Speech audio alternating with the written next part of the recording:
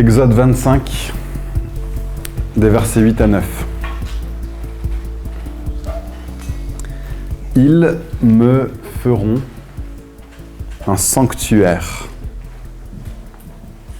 et j'habiterai au milieu d'eux. Vous ferez ce tabernacle et tous ses ustensiles d'après le modèle que je vais te montrer. Exode 25, verset 22. Là, je te rencontrerai. Et du haut du propitiatoire, entre les deux chérubins situés sur l'arche de la charte, je te dirai tout l'ordre que j'ai à te donner pour les fils d'Israël. Exode 33, des versets 7 à 11. Moïse prit la tente et la dressa à l'extérieur du camp, à une certaine distance. Il l'appela tente de la rencontre. Tous ceux qui consultaient l'Éternel allaient vers la tente de la rencontre à l'extérieur du camp. Et lorsque Moïse se rendait à cette tente, tout le peuple se levait. Chacun se tenait à l'entrée de sa tente et le suivait des yeux jusqu'à ce qu'il ait pénétré dans la tente. Lorsque Moïse avait pénétré dans la tente, la colonne de nuée descendait et s'arrêtait à l'entrée de la tente, et l'Éternel parlait avec Moïse. Tout le peuple voyait la colonne de nuée s'arrêter à l'entrée de la tente, et tout le peuple se levait et adorait, chacun à l'entrée de sa tente. L'Éternel parlait avec Moïse face à face, comme un homme parle à son ami. Puis Moïse retournait au camp, tandis que son jeune assistant, Josué, fils de Nun, ne sortait pas de la tente. J'aimerais commencer ce message en parlant de ce dernier personnage. C'est particulièrement approprié, je pense, que les enfants soient avec nous aujourd'hui. J'aimerais que vous puissiez noter ça, les enfants. Regardez, suivez ce matin, c'est pour vous aussi, pas seulement pour les adultes. La personne qui est restée le plus longtemps dans la présence de Dieu était celui qui était plus jeune. Il y avait un responsable, un grand, un important qui connaissait toute la Bible, qui a écrit toute la Bible, Moïse, qui restait dans la présence de Dieu, parlait à Dieu comme un homme parle à son ami. Mais un plus jeune que lui est resté dans sa présence plus longtemps encore. Écoutez ce matin, les enfants. Vous avez une capacité spirituelle. Samuel était un enfant quand Dieu est venu le voir et quand Dieu lui a parlé. Et c'est à Samuel que Dieu s'est adressé, pas à Élie. Dieu a des choses à vous dire ce matin, les enfants. Écoutez, soyez attentifs. Il y a des gens qui vous disent, vous avez besoin d'être distraits, vous avez besoin d'utiliser vos tablettes, vous avez besoin de dessiner, besoin de prendre des livres. Ce n'est pas vrai, vous n'en avez pas besoin. Vous n'en avez pas besoin. Si vous en avez envie, sentez-vous libre. Mais vous n'en avez pas besoin. Vous pouvez écouter ce matin et vous pouvez être transformé aussi. Essayez d'imaginer la meilleure chose qui puisse t'arriver dans ta vie. Essaye de rêver le rêve le plus extravagant que tu puisses rêver. La chose la plus incroyable qui puisse t'arriver, quelque chose de tellement fort, de tellement merveilleux, de tellement inimaginable que tu te décomposerais d'émotion si c'est quelque chose qui t'arrivait dans ta vie. Imagine peut-être que tu rencontres la personne la plus incroyable de ton existence. Et peut-être que cette illustration va parler encore plus aux enfants d'ailleurs qu'aux adultes. On va commencer en regardant une vidéo, si on peut montrer la vidéo. Je suis désolé pour la piste son, je crois que la qualité son n'est pas géniale, mais regardez attentivement.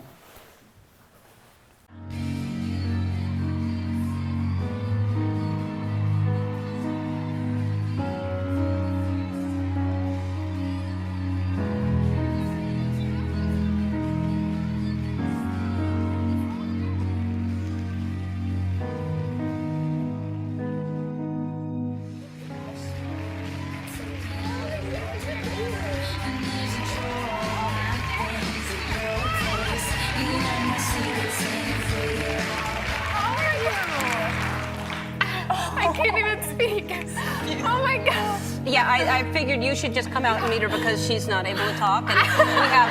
I'm so sorry. No, that's totally fine. I don't blame you for being excited. I mean, she's pretty amazing and I admire you a lot. Oh, I admire you a whole lot more. you both.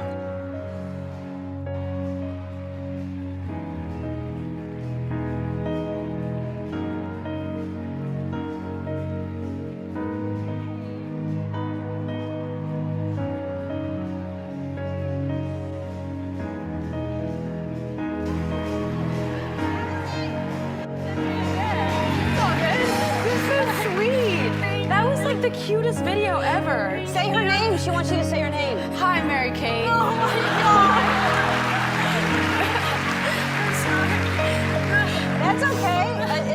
It's exciting. You're meeting like you're. Oh my God, you're so sweet.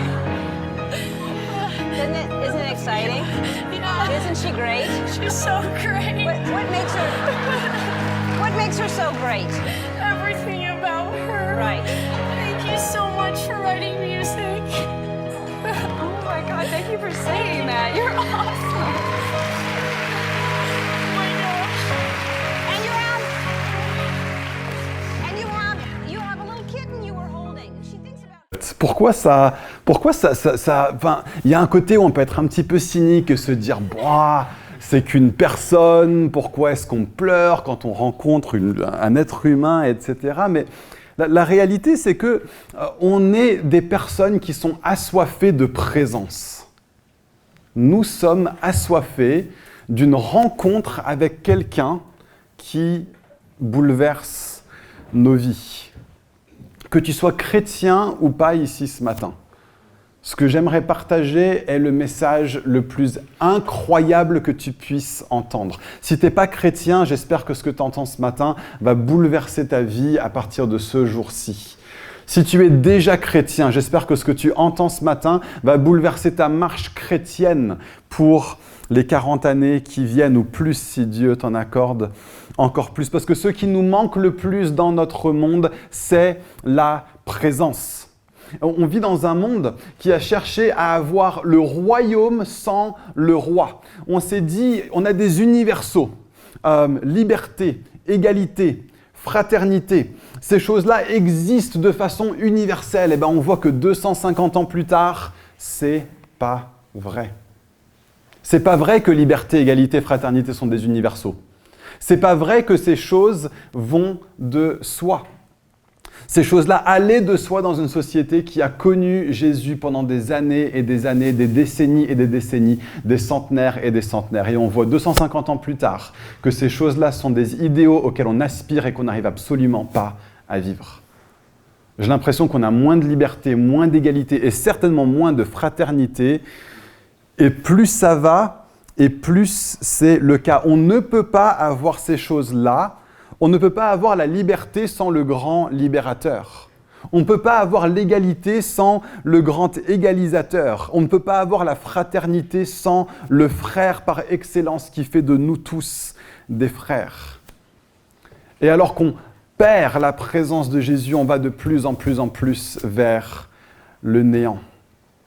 Mais ce genre de vidéo nous touche parce qu'il y a un cri du cœur intrinsèque en chacun d'entre nous, un cri du cœur qui aspire à être revêtu de ce privilège, à connaître ce privilège de nous trouver face à face avec quelqu'un qui fait toute l'admiration légitime de nos cœurs.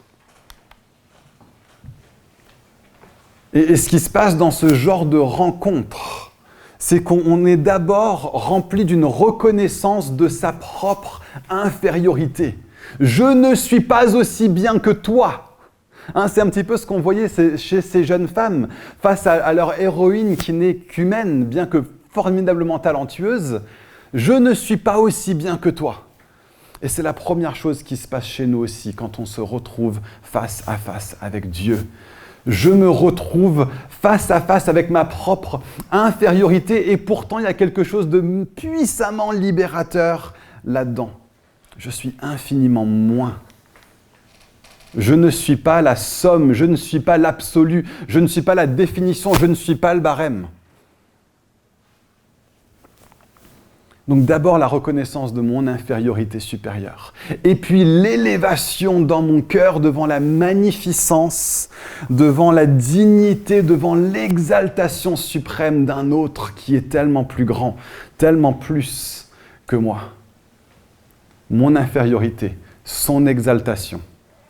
Et troisièmement, se rendre compte que cet être-là est heureux de partager le même espace que moi, de partager le même espace que nous.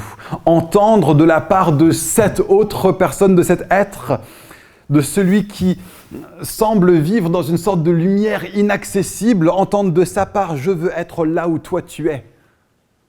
Je veux que tu puisses venir là où moi je suis. C'est ça le privilège de la présence de Dieu, c'est de ça que je vais parler ce matin. La présence est tellement précieuse, il n'y a rien de plus précieux que ça. Il n'y a rien de plus précieux que ça. Je ne connais pas d'expérience humaine plus forte que de me retrouver en présence de celui qui fait toute l'admiration légitime de mon cœur. Et l'appel ce matin, c'est pas de dénigrer les fans de Taylor Swift. Au contraire, peut-être qu'elles sont plus humaines que nous tous qui sommes un peu trop cyniques et un peu trop bien dans nos baskets pour nous retrouver en larmes face à une personne qu'on admire. Il y a quelque chose de profondément humain là-dedans, mais je vous appelle à plus, parce qu'il y a plus que même les plus grands héros et les plus grandes héroïne de ce monde. Je vous appelle ce matin à une rencontre avec Dieu. Pas juste ce matin, mais à une vie quotidienne de rencontre avec Dieu. De vous lever tous les matins et de vous rendre compte que vous êtes vous-même le lieu sur lequel Dieu demeure. Vous vivez en permanence le privilège des privilèges. Et c'est une histoire que Dieu raconte tout au long de la Bible. Ça commence en Éden. Éden est un lieu de délices que Dieu a créé et dans lequel il vient lui-même dans Genèse 3. Au coucher du jour, Dieu a créé les humains dans un contexte parfait et il les honore de sa présence en venant le soir avec eux. Et puis ensuite, tout part en vrille et les humains se rendent indignes de la présence de Dieu. Ils sont chassés hors du jardin, mais Dieu continue à les poursuivre. Et il donne des dispositions pour que le peuple vive dans la présence de Dieu. La première est une tente, on l'a lu en tout début de message, le tabernacle. Et ensuite, il va le rendre plus permanent avec un lieu qui s'appelle le temple. Et après ça, il va venir en lui-même, il va venir sur la terre. Jésus-Christ est la manifestation tangible, vivante, humaine de Dieu sur la terre. Il est la présence de Dieu venue parmi nous. Et puis il dit, c'est mieux pour vous que je m'en aille. Alors on sait tous, du plus jeune au plus âgé, qu'il n'y a rien de mieux que Jésus. Jésus est le meilleur, son nom est si merveilleux, comme on l'a chanté ce matin, son nom est si glorieux. Et Jésus dit, il vaut mieux pour vous que je m'en aille. Parce que maintenant, la présence de Dieu ne va pas juste être avec toi, à côté de toi. Maintenant, la présence de Dieu va être en nous, par le Saint-Esprit. Et un jour vient où nous demeurerons entièrement, totalement, pleinement avec Dieu. On n'aura même pas besoin de soleil parce que sa lumière et sa gloire éclairera notre vie et notre ville tout entière dans la nouvelle Jérusalem. Et nous sommes aujourd'hui dans cette partie-là de l'histoire. Nous sommes dans l'ère du Saint-Esprit. Autrement dit, ce que j'ai lu en début de prédication par rapport à Moïse qui vient dans une tente et Josué qui reste dans la tente, dans la présence de Dieu, il devait faire ça à certains moments de la journée. Il n'y avait que certaines personnes qui pouvaient le faire tandis que d'autres étaient spectateurs. Nous l'avons en privilège à chaque instant. Nous sommes devenus le tabernacle de notre Dieu. Nous sommes devenus le temple de notre Seigneur et il demeure avec nous. Et il demeure avec nous. C'est ça la gloire de la Nouvelle Alliance. C'est ça la gloire de l'histoire chrétienne. L'Ancien Testament, on a tendance à n'y penser que comme quelque chose qui est du passé. C'est faux. Ce n'est pas seulement des choses qui sont du passé, c'est aussi des choses qui sont devenues infiniment plus présentes aujourd'hui qu'elles ne l'étaient au temps de l'Ancien Testament. Parce que l'Ancien Testament est constitué autour d'une loi. Et cette loi contient deux choses. Elle contient des dispositions et elle contient un privilège réservé à certains si tant est que ces dispositions sont rencontrées. Et donc, si vous lisez tous les textes autour des passages dans Exode que j'ai lus, c'est rempli de dispositions. Il faut que tu crées la tente exactement comme ça. Il faut que tu fasses les sacrifices exactement de cette manière. Il faut que tu consommes la nourriture exactement de cette manière. Si telle chose t'arrive, voilà comment tu y remédies. Si telle autre chose t'arrive, voilà comment tu y remédies. Et la conséquence de toutes ces dispositions, c'est l'accès à la présence de Dieu. Le Nouveau Testament, c'est l'accomplissement par Jésus de toutes les dispositions à notre place pour que le privilège puisse être répandu à nous tous à chaque instant. Ce qu'on voit comme quelque chose d'exceptionnel, d'inhabituel, de tellement « waouh » que tout le monde suit Moïse des yeux quand il vient dans la présence de Dieu, c'est ce que nous sommes devenus. Le Nouveau Testament accomplit les dispositions en Jésus pour te donner le privilège à chaque instant. Le privilège de l'Esprit de Dieu qui vit en toi. On voit ce privilège dans Exode 25. On voit cette colonne qui est là avec Moïse. Maintenant, la colonne est dans ton cœur. On voit ça avec la présence. Moïse entre dans la présence. Il est dans la présence de Dieu, il parle à Dieu face à face comme un homme parle à son ami. Tu es maintenant le lieu de la présence de Dieu sur terre. Moïse est comme un prêtre qui vient exercer un ministère de louange et de sacrifice, d'adoration, d'admiration envers Dieu. Nous sommes aujourd'hui devenus les prêtres. Je pensais à ça l'autre jour, juste petite pensée sur les prêtres. C'est assez incroyable que Dieu a donné une fiche de poste dans l'Ancien Testament dont le rôle ne sert à rien d'autre qu'à apporter de la louange à Dieu. Aucune autre raison. Il n'existait pour rien d'autre que ça. 1/12 de tous les hommes en Israël avaient cette fiche de poste-là. Tu es né et tu vas grandir et tu vas exister pour ne servir à rien d'autre qu'à apporter de la louange à Dieu. Les rois, ils servaient le peuple et ils servaient Dieu. Les prophètes, ils instruisaient le peuple et ils servaient Dieu. Les prêtres, ils n'existaient que pour apporter la louange à Dieu. Ils étaient préposés à sa louange. Et ce qui est extraordinaire, c'est que cette partie-là de l'Ancien Testament n'a pas été englobée en Jésus de façon à ce qu'on ne le vive plus dans le Nouveau Testament. Elle a été tellement récapitulée en Jésus qu'elle est maintenant généralisée dans l'Ancien Testament. Dans le Nouveau Testament, je veux dire, pardon. Vous êtes tous et toutes des prêtres du Dieu vivant, si vous êtes croyants ici ce matin. Et si vous ne l'êtes pas, vous êtes invités à le devenir en plaçant votre foi en Jésus-Christ. Cette disposition de l'Ancien Testament a été généralisée. Ce n'est pas seulement les musiciens qui sont les prêtres et les lévites. C'est faux de penser ça. C'est faux de penser ça. Les prêtres et les lévites sont des exemples pour l'équipe de louange, pour nous garder focalisés sur Dieu et pas sur tout ce qu'on pourrait faire, les apparats, les lumières, les setlists, les dernières modes, les dernières tendances de la louange. Les prêtres ne réfléchissaient pas aux dernières modes de la louange. Et l'équipe de louange n'a pas à penser à ça non plus. Mais tout le peuple n'a pas à penser à ça en fait. Quand tout le peuple se réunit, nous sommes une assemblée de prêtres pour Dieu qui venons lui apporter la louange. Donc, c'est quelque chose qui a été généralisé dans le Nouveau Testament. L'amitié qu'on voit Moïse avoir avec Dieu est quelque chose qui nous est offert à nous tous dans le Nouveau Testament. Luc 10, versets 38 à 39.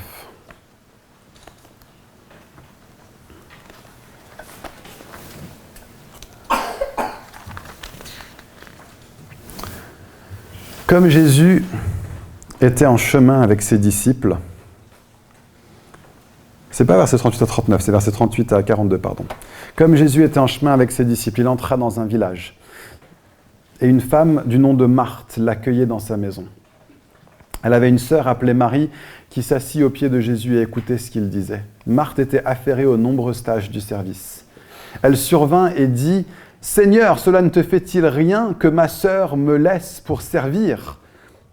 Dis-lui donc de venir m'aider. » Jésus lui répondit, « Marthe, Marthe, tu t'inquiètes et tu t'agites pour beaucoup de choses. Mais une seule est nécessaire. Marie a choisi la bonne part et elle ne lui sera pas enlevée. » Marthe s'inquiétait pour beaucoup de choses. Marie a choisi une chose. Il me semble que Jésus est en train de faire référence au psaume 27, verset 4, qui dit ceci. « Je demande à l'Éternel, non pas beaucoup de choses, non pas beaucoup de choses. Les beaucoup de choses ne m'intéressent pas en comparaison à une chose que je désire ardemment. Je voudrais habiter. Je voudrais habiter dans la maison du Seigneur tous les jours de ma vie pour contempler la beauté de l'Éternel et pour admirer son temple. Une chose. Cette série de prédications sur le Saint-Esprit, on pourrait l'aborder de 3 manières différentes. Il y a 3 peut-être traditions qui sont bonnes dans l'Église. Par rapport au Saint-Esprit, il y a la tradition cérébrale qui nous aide à comprendre ce que la Bible enseigne sur l'Esprit. Il me semble que les 2 derniers dimanches ont été très très forts là-dessus, nous aider à ancrer notre compréhension biblique de qui est le Saint-Esprit pour qu'on soit sur un terrain solide, un terrain ferme, alors qu'on avance dans les choses de l'Esprit. Il y a la tradition charismatique qui met l'accent sur la puissance et sur les actes et sur l'œuvre de Dieu à travers le Saint-Esprit. On va beaucoup parler de ça pendant cette série. Le cérébral, le charismatique et le contemplatif. Ce matin, je vous appelle à développer ce que nous apprend la tradition contemplative quand ça en vient à la personne et à l'œuvre du Saint-Esprit. Je désire une chose, un privilège qui nous est offert, de vivre dans la maison de Dieu tous les jours de ma vie. Et je n'ai besoin de rien d'autre. Pas besoin de m'affairer à droite et à gauche. Pas besoin de servir aux tables. Pas besoin de faire la lessive. J'ai Jésus qui est là. Je vais être là où Jésus est. Être dans son temple. Contempler sa beauté. Admirer son temple. Soyons une église qui soit forte là-dessus. Ne laissons pas cette partie-là pour d'autres églises. Vivons les bonnes choses de cet aspect contemplatif de la vie chrétienne. C'est ce que Dieu nous réserve dans l'éternité. Et on a du travail à faire entre-temps. Amen et Alléluia. Mais on peut déjà goûter dans cet âge de connaître la présence de Dieu et de vivre la présence de Dieu, de vivre depuis la présence de Dieu. Notre responsabilité et notre privilège, déjà maintenant, est d'honorer la présence de Dieu parmi nous. Et aujourd'hui, je me focalise surtout sur ma vie personnelle. Dimanche prochain, on va continuer à parler de la présence de Dieu et on va voir à quoi ça ressemble de vivre la présence de Dieu en communauté, en collectivité, en église. Mais aujourd'hui, juste moi, ma vie, ma responsabilité personnelle et mon privilège est d'être un temple pour Dieu par l'Esprit et d'honorer sa présence, d'entrer dans cet appel, cette dimension d'être préposé à la louange de Dieu. J'ai été appelé par lui pour servir à sa louange, et toi aussi, chacun d'entre vous. Topico Leoso, pasteur d'une superbe église à Londres qui s'appelle Jubilee Church, dit ceci: ne nous contentons pas de l'omniprésence de Dieu, recherchons la manifeste présence de Dieu. Qu'est-ce qu'il veut dire par ça ? Parfois, quand on parle de la présence de Dieu, certaines personnes vont dire oui, mais Dieu est partout. Pourquoi on parle de la présence de Dieu ? Parfois, on va vivre quelque chose de fort, une expérience de la présence de Dieu. Et certaines personnes vont dire oui, mais de toute façon, Dieu est toujours là. Pourquoi est-ce qu'on mettrait l'accent là-dessus ? Il y a une différence entre l'omniprésence et la manifeste présence de Dieu. Bien sûr que Dieu est partout, mais Jésus dit quand même, quand 2 ou 3 sont réunis, je suis là au milieu d'eux. Bien sûr que Dieu est partout, mais quand le temple a été dédicacé, la présence de Dieu est tombée sur l'assemblée d'une façon tellement forte que les prêtres ne pouvaient même pas rester dans le lieu tellement la manifestation de la présence de Dieu était forte. Est-ce que vous vivez ça dans votre vie d'une façon ou d'une autre?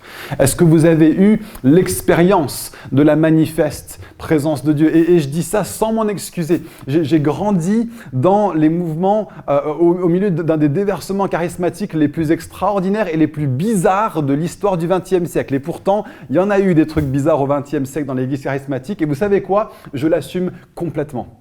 Et je suis content d'être passé par ça. Et je suis content d'avoir eu des rencontres avec Dieu tellement puissantes que je me suis retrouvé par terre à cause du poids de la puissance de Dieu. Je suis content d'avoir connu des moments où par terre, j'arrivais même pas à me relever parce que le poids de la présence de Dieu sur moi était tellement fort que je pouvais rien faire d'autre. Je suis content d'avoir eu des expériences et des visions. J'en reste pas là. Je grandis dans le discipulat avec d'autres choses, mais si vous n'avez jamais connu une expérience puissante de la présence de Dieu avec vous, si vous n'avez jamais connu une expérience de Dieu qui vient comme il est venu sur le temple, si quand vous lisez les récits de la Pentecôte, ça vous semble étranger plus que familier, vivez quelque chose avec Dieu. Vivez quelque chose avec son esprit. Dites, Seigneur, je sais qu'il y a plus et j'aspire à plus. Bien sûr, la vie chrétienne ne se résume pas qu'à ça. Quand on voit des chrétiens où la vie chrétienne ne se résume qu'à ça, on n'a pas un discipulat sain et impactant. On a un discipulat qui est bancal, qui est unidimensionnel. Bien sûr qu'on n'en reste pas là. Bien sûr qu'on creuse la parole. Bien sûr qu'on apprend la théologie. Bien sûr qu'on grandit en sainteté, en discernement et en ressemblance à Christ. Toutes ces choses, oui. Mais oui aussi à la rencontre puissante avec Dieu. Ne nous contentons pas de l'omniprésence de Dieu, recherchons la manifeste présence de Dieu. Alors Jeremy Riddle dit ceci: « Je me rends compte que je suis à mon meilleur en tant qu'adorateur, en tant que leader, en tant que mari, en tant que père et en tant qu'ami, lorsque je suis enveloppé par le zèle du Seigneur. Ce n'est que quand je manque de zèle que je suis enclin à entrer dans le compromis. » J'aimerais nous appeler ce matin à un christianisme zélé, pas un christianisme timoré, pas un christianisme tempéré, pas un christianisme tiède. Nous sommes le lieu de la présence de Dieu.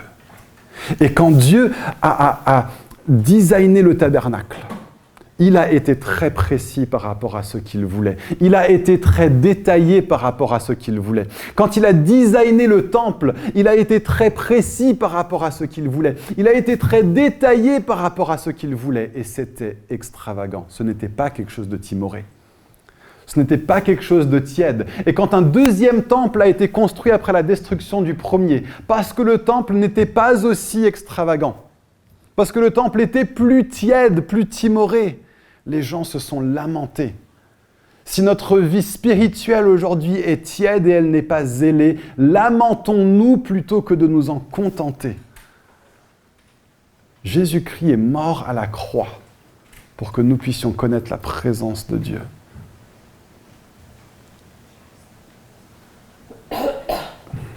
L'accès à la présence de Dieu, parfois on le voit juste comme un soulagement. Genre entrer avec confiance sur le lieu de la grâce, c'est genre ouf, heureusement que je ne vais pas me faire foudroyer. C'est pas juste heureusement que je ne vais pas me faire foudroyer. C'est merci Seigneur que je peux venir et m'asseoir à côté du Dieu de l'univers chaque jour, à chaque moment, et vivre depuis ce lieu-là. C'est ça notre privilège. C'est le privilège des enfants de Dieu. On est appelés à vivre sa présence tous les jours. Et Riddle mentionne le compromis. Je trouve cette idée extrêmement pertinente et percutante. On va s'attarder dessus. Parce que dire oui à Dieu dépend tout autant de ce à quoi nous disons non. Dire oui à Dieu dépend tout autant de ce à quoi nous disons non. On peut dire un énorme oui à Dieu, mais si on dit aussi un énorme oui à toutes sortes d'autres choses, nous n'aurons pas la place et le lieu dans nos vies pour que Dieu ait la place et le lieu qu'il veut avoir dans nos vies. Donc quel temps donnes-tu à la présence de Dieu. Quel temps donnes-tu à la présence de Dieu ? Et on voit 3 types de personnes dans le premier texte qu'on a lu, dans Exode 33. Il y avait le peuple qui pouvait venir voir Dieu, mais qui le faisait que quand ils avaient des besoins.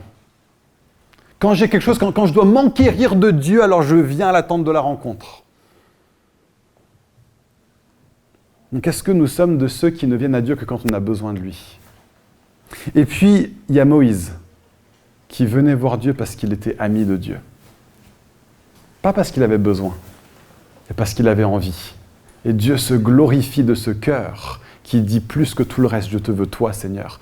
J'ai autre chose que je pourrais faire de ma journée, j'ai pas besoin de Dieu en tant que tel pendant cette partie-ci de la journée, mais je choisis de venir te voir. Comme je choisis d'appeler un ami, pas parce que j'en ai besoin, pas pour être un bon ami, mais parce que ça me fait plaisir de parler à mes amis, parce que je veux passer du temps avec eux. Donc on a le peuple qui vient parce qu'ils ont des besoins, on a Moïse qui vient parce qu'il est ami de Dieu, et on a Josué qui cherche le surplus, qui veut plus encore que ça. C'est celui qui part pas de chez toi parce qu'il est tellement content d'être chez toi. Peut-être que toi, tu as envie de te débarrasser de lui. Genre, c'est l'heure, il faut que j'aille me coucher, je travaille demain. Ouais, mais je veux rester. Allez, viens, on reste jusqu'à 2h du matin. Viens, on reste jusqu'à 3h du matin. Et Dieu n'est pas comme nous qui parfois sommes fatigués, de ceux qui peut-être parfois prennent un petit peu trop de notre temps. Dieu a toujours du temps pour nous. Dieu a toujours du temps pour nous. Et Josué est celui qui reste. Josué est celui qui reste plus longtemps. Josué est celui qui a soif de plus. Et il est montré comme un exemple. Quel temps est-ce que nous faisons pour la présence de Dieu dans nos vies ? Est-ce qu'on est comme le peuple qui ne vient que parce qu'il a besoin ? Est-ce qu'on est comme Moïse qui vient parce qu'il développe une amitié ? Ou est-ce qu'encore plus, on veut être des Josué qui voulons le surplus ? Et pour ça, ça demande de dire non à des distractions et ça demande de dire non à des choses chronophages.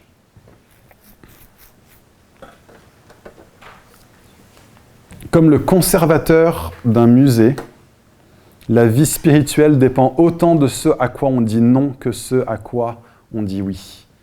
Pensez à votre vie spirituelle comme un conservateur de musée penserait à la collection qu'il a dans sa vie. On a tous une collection dans nos vies.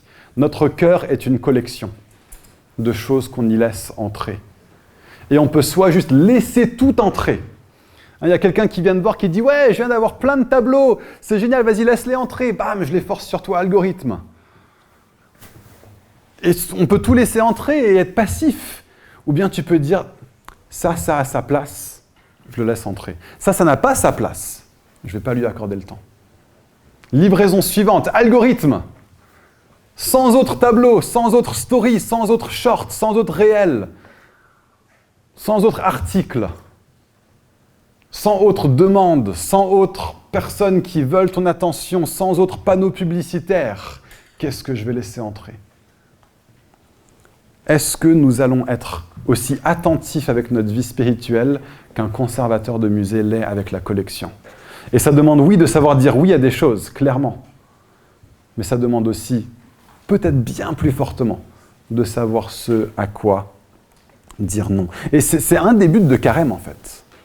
Un des buts de Carême, c'est de prendre du temps où plus radicalement on dit non à une quantité plus forte de choses. Pour juste réorganiser, remettre de l'ordre un petit peu dans le musée de nos cœurs et de nos âmes. 40 jours qui sont plus fortement marqués par la privation. La vie spirituelle du chrétien n'est pas appelée à être marquée en permanence par la privation. La vie chrétienne est appelée à être une vie d'abondance, une vie de délectation, une vie de joie. Mais la privation fait partie des manières par lesquelles nous trouvons la joie la plus grande en Dieu, en disant non aux choses qui sont secondaires. Et donc avoir une discipline pendant une certaine partie de l'année, de dire « je vais m'astreindre à faire plus attention encore que jamais aux choses auxquelles je dis non. » Parce que c'est des choses auxquelles je dis tellement facilement oui dans ma vie sinon. C'est une façon en fait libératrice d'entrer dans la vie que Dieu a pour nous. Nous disons non à certaines choses pour avoir la place, l'espace dans le musée de nos cœurs, pour dire oui à ce qui est meilleur.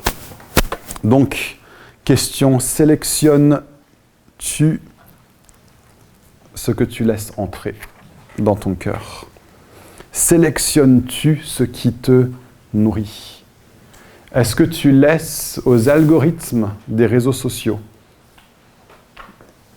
Est-ce que tu laisses au petit bonheur la chance de ta vie ce qui va entrer dans ton cœur? Ou est-ce que tu sélectionnes? Est-ce que tu as un maître à penser dans ta vie qui est autre que le Seigneur Jésus? Est-ce que tu as un Seigneur dans ta vie qui est autre que le Dieu de l'univers? Est-ce que la présence de Dieu, par le Saint-Esprit qui vit en toi, est appelée à être le cœur de ta vie spirituelle? Est-ce que tu vis par l'Esprit, conduit par l'Esprit vers la communion avec Dieu? Est-ce que ta vie spirituelle ressemble à ça aujourd'hui? Et pour certains, vous allez me dire, mais Nathan, tu es à 10 000 lieues de décrire ce que moi je vis, j'en suis mais tellement loin.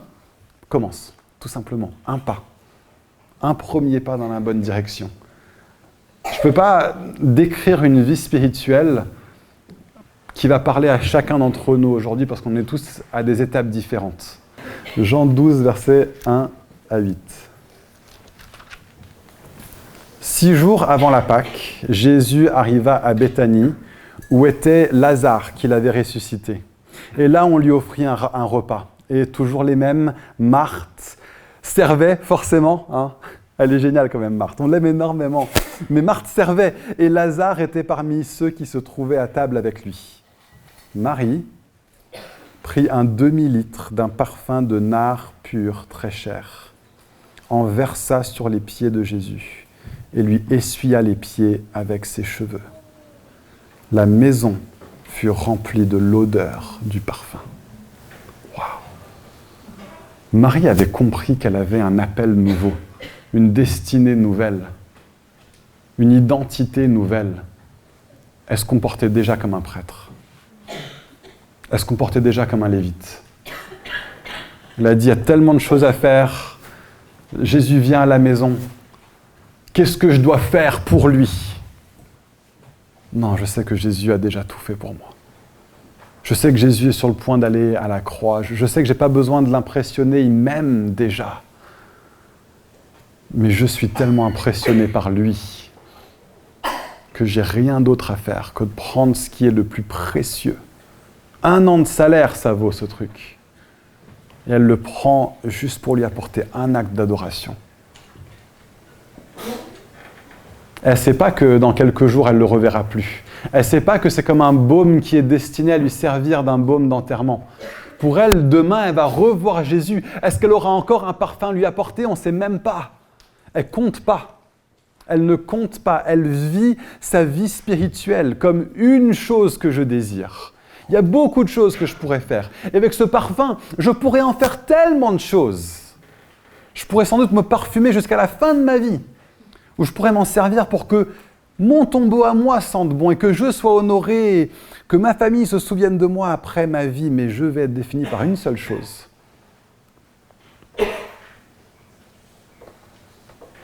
On voit une intensité dans la vie spirituelle de Marie, une intensité dans son désir d'être dans la présence de Jésus et de lui apporter l'offrande qui lui est due, d'honorer sa présence. Encore Dallas Willard. L'intensité est cruciale pour toute progression dans la perception et la compréhension spirituelle. Se badigeonner avec quelques versets ou chapitres des Écritures dans la semaine, que ce soit dans l'Église ou en dehors, ne va pas réordonner nos pensées et nos esprits. On a soif de réformation spirituelle. On a soif que nos pensées et nos esprits soient réordonnés, hors de la déformation du monde, dans la formation que nous apporte Jésus, alors qu'il nous appelle à être ses disciples, pour que nos cœurs soient réformés. Ça ne se passera pas sans intensité. Et donc oui, on peut cocher les bonnes cases chrétiennes. Oui, j'ai eu ma petite pensée pieuse aujourd'hui. Oui, j'ai lu mes petits versets sur YouVersion. Et on peut cocher les cases et se dire, j'ai même suivi le même rythme de carême que le reste de l'Église, c'est bon, je coche la case. La question, c'est est-ce qu'on va le vivre avec intensité, en fait? Vous pouvez suivre autre chose, ne pas du tout penser à carême pendant les 40 jours. Si vous avez une vie spirituelle intense, tout bien vous en fasse. C'est ça le plus important. À quoi ressemble l'intensité de votre vie spirituelle ? Mais ce qu'on traverse en tant qu'Église, traversons-le avec intensité. Venons en week-end d'Église avec une soif, avec un désir, avec une attente qu'on va rencontrer Dieu parce qu'on est le peuple de Dieu. Pendant tout un week-end ensemble, il y a des éléments combustibles qui sont là, il y a un truc qui va se passer. Chaque dimanche, quand on se rassemble, comme Georges l'a dit au début, on est le peuple de Dieu, on a les mains, les oreilles, les pieds, les doigts, on est tous là. Qu'est-ce qui va se passer ? Il y a une intensité de la vie spirituelle collective, mais ça commence avec l'intensité de la vie spirituelle personnelle. Si nous n'avons pas cette compréhension que tu es un prêtre du Dieu vivant, tu es un lévite, c'est pas les autres, c'est toi. Est-ce que tu vas servir aux délices du roi ? Est-ce que ta vie va être donnée pour être le contexte dans lequel Dieu fait sa présence ? Est-ce qu'il y a un point de rendez-vous avec Dieu quotidien ? Quand tu pries, va dans ta chambre, ferme la porte, et ton Père qui est là dans le lieu secret te le rendra. À quoi ressemble ta vie spirituelle ?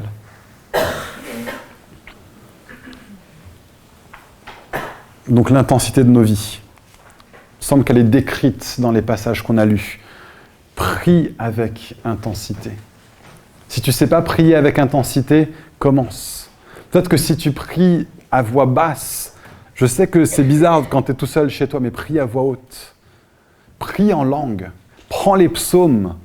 Commence à lire ce texte et à pas juste lire le texte, mais à ne pas le lâcher jusqu'à ce que tu te laisses émerveiller par la vérité de ce texte et commence à prier Dieu et à l'adorer avec intensité.